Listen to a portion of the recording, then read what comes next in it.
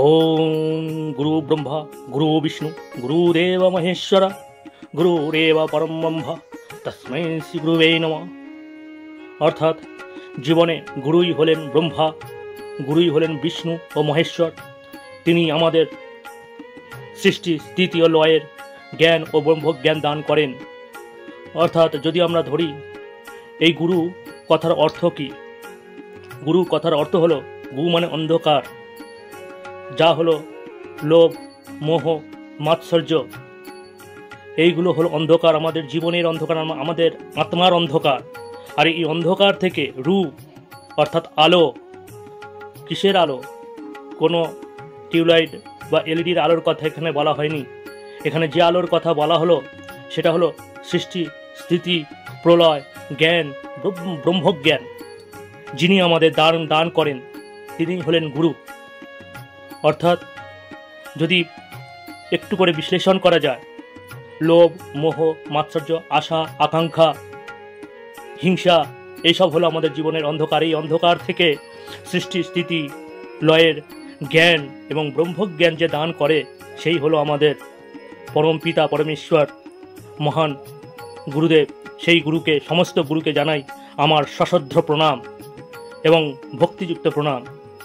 যারা আমাদের সনাতন ধর্মী, আশা করি আমাদের ভক্তরা যারা আছেন, যেসব শ্রোতা আছেন, সকলেরই গুরু আছেন এবং সকলে এই গুরু পূর্ণিমার দিন শুভ তিথিতে গুরুর উদ্দেশ্যে এই গুরু পূর্ণিমা পালন করবেন এবং গুরুকে উদ্দেশ্য করে পূজা করবেন।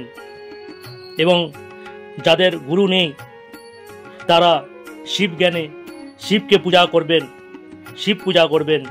কারণ এই আমাদের মহাদেব শিব হলেন আদিগুরু। তার প্রথম শিষ্য হলেন সপ্তর্ষি, যাকে আমরা 7 জন ঋষি বা সপ্তর্ষি বলে জানি, যথা অত্রি বৈশিষ্ট্য বা বশিষ্ঠ পুলহ অঙ্গিরা পুলহস্ত মরিচি এবং ক্রতু। কিছু কিছু ক্ষেত্রে এই নাম নিয়ে মতভেদ আছে, কিন্তু সাধারণত আমরা এই 7 জন ঋষিকেই কিন্তু আমরা জানি যা মহাদেবের শিষ্য। তাই মহাদেব হলেন আদি গুরু। যাদের গুরু নেই তারা গুরু জ্ঞানে শিব পুজো করবেন, তারাও কিন্তু সমান ফল লাভ করবেন। এবং শিবই হলেন সমস্ত গুরুর আদি গুরু, আমাদের ভগবান শিব। তো আজকের যেটা আপনাদের সামনে আমি তুলে ধরবো, যে এই অনেকের মনে প্রশ্ন আসে যে গুরু পূর্ণিমা হলো কি করে, বা এই গুরু পূর্ণিমার গুরুত্ব কত। প্রথমে আসি, এই গুরু পূর্ণিমা যাকে নিয়ে আমরা এই পূর্ণিমা করব বা পূর্ণিমা পালন করব, বা যার উদ্দেশ্যে এই পূর্ণিমা পালন করা হয়, তিনি হলো কৃষ্ণ দ্বৈপায়ন বেদব্যাস মুনি, অর্থাৎ পিতা পরাশর মুনি ও মাতা সত্যবতী, যিনি মাঝি ছিলেন, লোক পারাপার করতেন। যাক, সেটি বলতে গেলে ভিডিওটি অনেক হয়তো বড় হয়ে যাবে, তাই সে কথায় আর গেলাম না।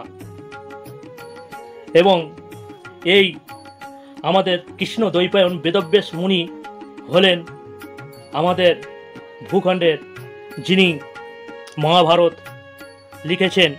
সঙ্গে তিনি বেদ প্রথমে একটি ছিল, যা বেদকে 4 ভাগে ভাগ করেছেন এই আমাদের বেদব্যাস মুনি, যার কারণে এনার নাম বেদব্যাস হয়েছে। গুরু পূর্ণিমার গুরুত্ব, শাস্ত্রে দেবতাদের থেকেও গুরুর মর্যাদা বেশি দেওয়া হয়েছে। স্বয়ং ভগবান শিব গুরু সম্পর্কে বলছেন, গুরুদেব গুরু ধর্ম গুরু নিষ্ঠা পরান্তপ গুরু পর তর্মনাস্তি ত্রিভুবন কথ্যামিতে।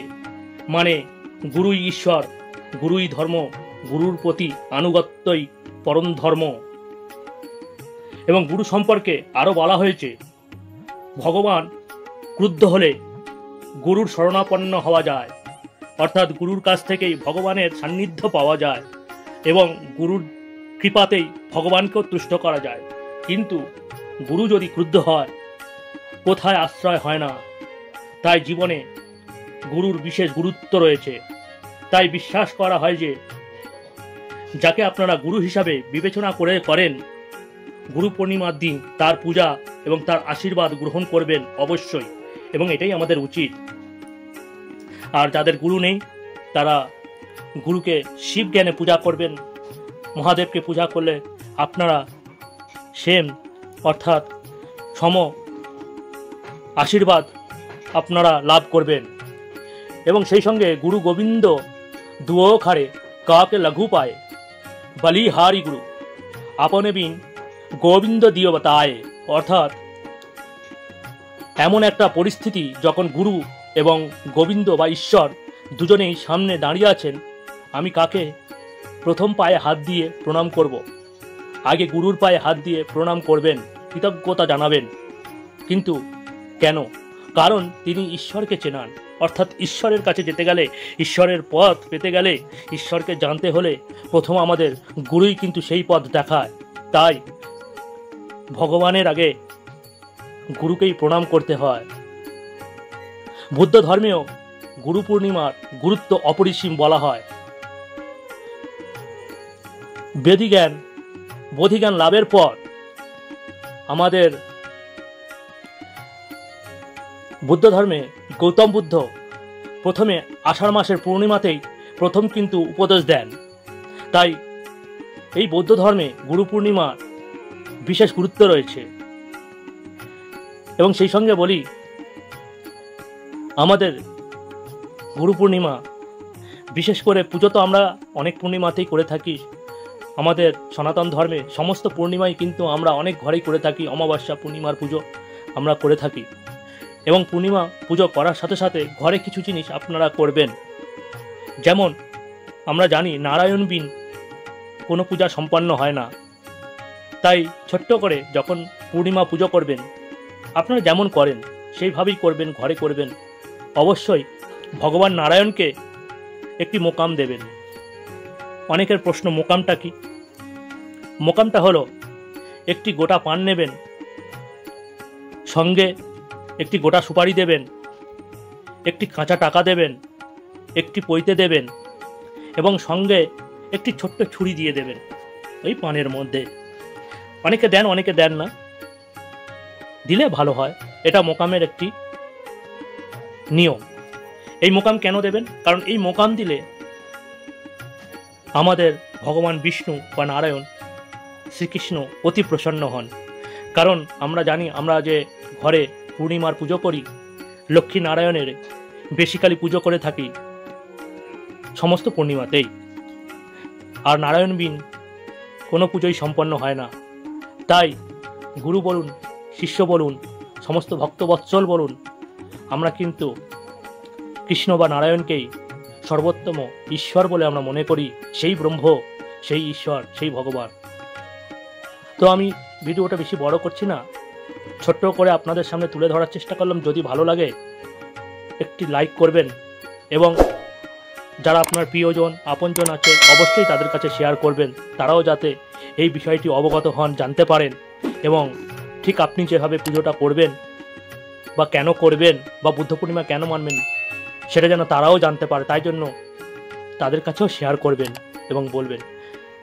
এবং সেই সঙ্গে চেষ্টা করবেন, যদি ভিডিওটা ভালো লাগে অবশ্যই সাবস্ক্রাইব করবেন, বেল আইকন টিপে সঙ্গে থাকবেন। এবং পূর্বে আমি আরও অনেক মূল্যবান ভিডিও আপনাদের কাছে উপস্থাপন করেছি। বেল আইকন টিপে, আইকন বাটন টিপে আপনি পূর্বের ভিডিওগুলো দেখতে পারেন। অনেক মূল্যবান অনেক মূল্যবান তথ্য আমি ওখানটা দিয়েছি।